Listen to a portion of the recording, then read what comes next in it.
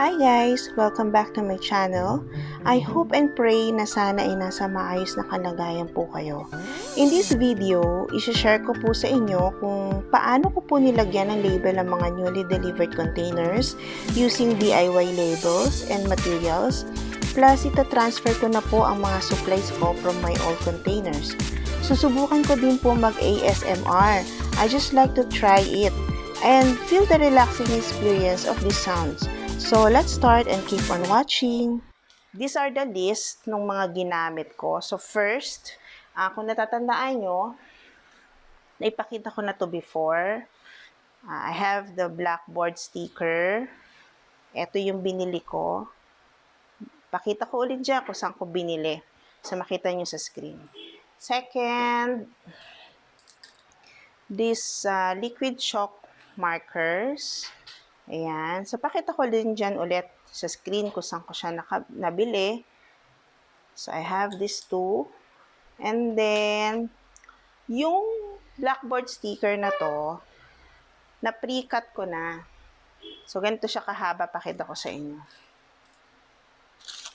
Ito. Ang haba niya, oh. Yan. So, may mga pre-cut na cut ko na. Ito yung loob niya. Ayan naman siya, ano. Ayan siya. So, kumat ako ng mga size na. Gumawa muna ako ng template. So, nag-print out kami ng anak ko. And then, yung size, depende sa inyo kung anong size ang gusto nyo. Doon sa ilalagay nyo para sa mga empty containers nyo. Like this one. And then, nag-cut din ako ng ganitong mga sizes. Ito. Para dito sa maliliit. Kasi 6 na piraso to, and this is 16 pieces. So, ako na nag-cut niyan. Hindi katulad ng mga nabibili sa Lazada, sa online na pre-cut na siya. Eh, kung ganito kalalaki, hindi ko sure kung sukat dito yung size. So, balik ko lang to. Ito yung mga ginamit ko. So, sobra-sobra pa. Pwede mo pa siyang magamit sa ibang mga gusto nyo lagyan ng label. So, ang ganda niya. Pareho din naman yun eh. Baka nga mas maganda pa to eh. Ewan ko lang hindi ko sure, pero nagagandahan ako sa material niya. So, ayan. And then, meron ako. So, templates, meron na tayo. Yung permanent marker. Yan yung ginamit ko naman dun para dun sa template. So, syempre, kailangan nyo rin ng gunting. Pero hindi, nakat ko na kasi, kaya niliquid ko na. And then, yung mga supplies nyo, ako, ito lahat, naka-ready na siya. Ito, pakita ko sa inyo. Yan, naka-ready na. Now, aside from these supplies, nag-list ako. So, kailangan, mas maganda pala na naka-list down na kung ano yung mga gagawin nyo ng labeling. Like, for example, this one, chocolate chips, chocolate sprinkles, and so on, and so forth. Ayan. So, meron pa sa likod. Ayan. So, parang 16 to eh. So, gumawa muna ako ng list para at least alam ko na kung ano yung mga ilalabel ko. Meron ako ditong mga ginawa. Pangit kasi ako magsulat eh.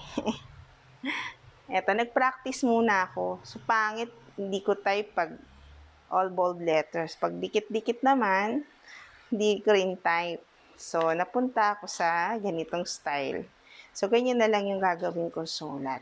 May naumpisahan na ako ito. Ayan. So, okay na to sa akin. At least personalized. Ako lang naman ang gagamit eh. Oh, sample. Ito ko siya lalagay. Ayan. So, kitang-kita ko. Diba? Masyado bang malaki? Kasi kung ganito kaliliit, baka hindi magkasya yung isusulat ko. Although maganda rin naman. Pero kung ganito kalaki, at least kitang-kita ko kung ano yung nakasulat. So, tingnan natin, try natin. Magta-try ako magsulat ulit. Pakita ko sa inyo.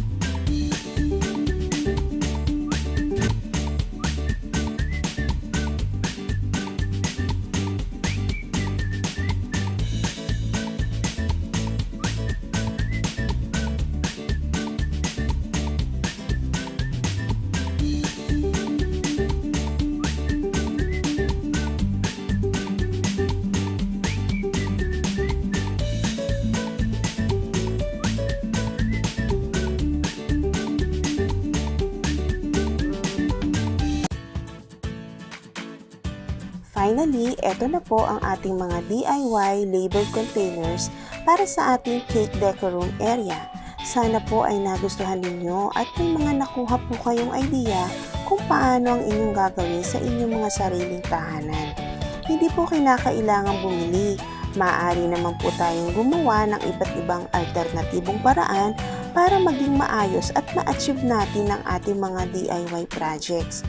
Once again, kung hindi pa po kayo nakasubscribe sa aking channel, huwag po natin kalimutang mag-subscribe at pakiclick na rin po ang ating notification bell para ma-notify po kayo sa mga susunod ko pang mga vlogs.